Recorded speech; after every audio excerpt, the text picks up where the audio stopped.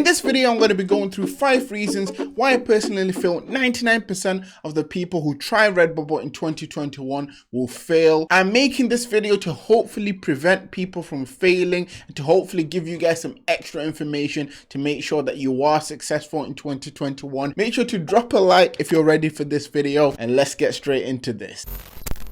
Hi guys, my name is Phil and welcome to the Money Game YouTube channel. For anyone who's new around here, I make print on demand content to both motivate and to also give you guys tips and tricks to improve your print on demand shops. If this is the first time you are coming across the channel and you're someone who's looking to learn how to make some extra money online, make sure that you click that subscribe button with the notification bells turned on, as I do have plenty more videos coming your way.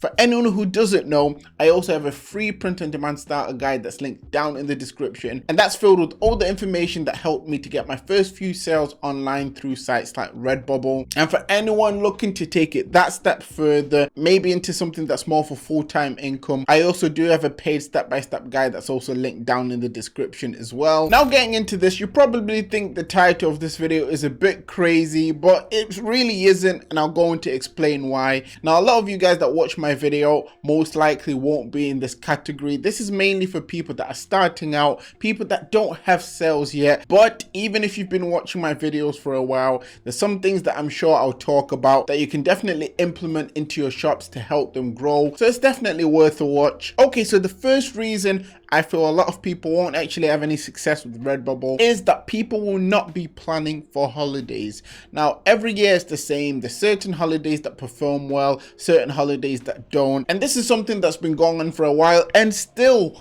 people do not prep themselves for holidays. So on the screen, I've got 2 holidays for you there just to show you a quick example. So we've got Valentine's Day, which is on the 14th of February, and St. Patrick's Day, which is on the 17th of March. Now, both of these holidays are holidays that you can start creating for in January before we get to them, to increase your chances of actually getting sales in these niches. Now, a lot of people may be thinking, well, when I go on Redbubble and I search for Valentine's Day designs or St. Patrick's Day designs, there's a lot of designs. I mean, what can I do different? So I'll quickly show you guys. So when you jump on Redbubble, let's say you search Valentine's Day, which I have done here, there's 263,000 results. That doesn't seem right. Let me click on this Valentine's Day option up top here. Yep, that seems more right. So 168,000 results roughly. Now, when you look through, obviously there's a lot of things and you're thinking, okay, this is way too much competition. Now, what you would do is you would look at the tags above here to see if you can go into a sub niche of Valentine's Day. So obviously you got Valentine's Day, you got romance, couple, hearts, wedding, relationship, I love you. You want to go into these sub niches and see if you can find something that has less results that you can potentially jump into. So let's see, if we click on romance, there is 94,000, so it drops. Once again, there's still some suggestions up there. If we go on together, let's see, drops to 66,000. And you want to keep obviously dropping into the sub niches to see if you find something smaller. So now we've got better together, 2,290 results there. So it's dropped all the way down from over 160,000 results to literally 2,000, as you guys can see here. And then what you would do under this sub niche is throw in some things like greetings cards, because obviously I'm seeing stickers there, but I'm not seeing any sort of greetings card. So you might be able to throw in some greetings card in there, and then obviously the main keyword will be better together, and in your tags you can throw in things like Valentine's Day. And if you then perform well in this sub niche, it will then push you in the Valentine's tag, which is bigger and which will lead to more sales if you then get ranked up in that niche as well. Now, this is how simple it is for you guys to actually jump into these niches, especially with holidays such as Valentine's Day.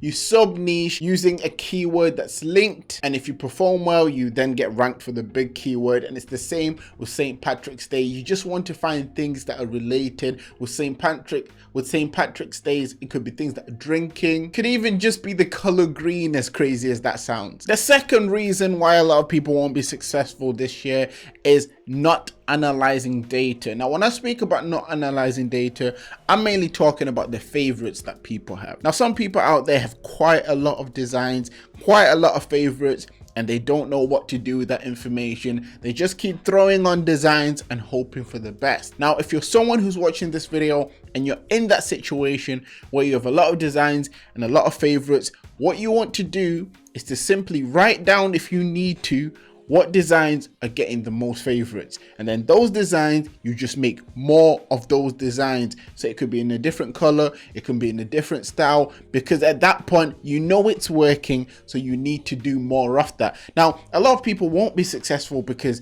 they won't take the time to do that, and when you don't analyze data, you pretty much set yourself up for failure. And this is also one of the main reasons I always push for people to get to at least 100 designs, because when you hit 100 designs, you at least get some of those designs getting favorites, even sales on some of your designs. And if you have particular designs that are getting more sales and favorites compared to others, you can then just make more of those in different styles, different colors, different versions, and you see that over time your sales will start to increase. So it's very, very important to analyze data. And even though I'm saying it right now, I know a lot of people still won't do this, which will lead to failure for a lot of people when it comes to Redbubble in 2021, unfortunately. The third reason is not trademark checking. Now, I've been speaking about trademark checking quite a lot recently, mainly because I've been seeing a lot of people in the Facebook group, which if you're not a part of,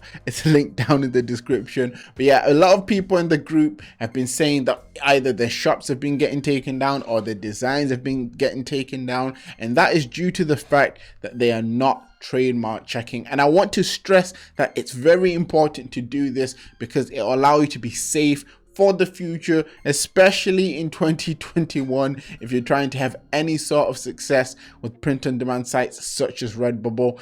This site makes a difference, and pretty much for those who don't know how it works, you type in whatever keyword you have, and then it will tell you if there's any trademarks on that word. So just to give you a quick example, so let's just say I'm on Redbubble, I'm scrolling through seeing what's trending.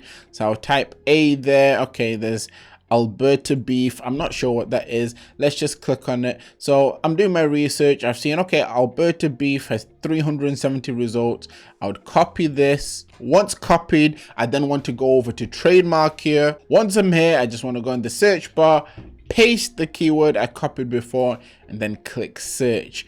And boom, straight away it's showing me that a trademark previously had been submitted, but it's currently been abandoned due to no statement of use filed, which means that it's not currently live at the moment. Now, in this scenario, I will not make designs for that keyword anyways, mainly because this is something in the future that could be live again, and if it becomes live, you risk the chance of your design getting taken down or potentially your whole shop being taken down. So I would stay away from Alberta beef, and that is how you want to be trademark checking ideas before you create designs for them. And once again, I'm saying it in this video, yet people are still not gonna do this and then complain to me once their shops have been taken down. I really hope that doesn't happen, and guys, prove me wrong. Another thing that will lead to failure for a lot of people in 2021 is overworking. Now, it's good to work hard, but hard work doesn't mean nothing if you're not also working smart. And one thing that I've noticed recently from doing shop reviews, from talking to a lot of people will have a lot of designs. So let's say 500 designs plus,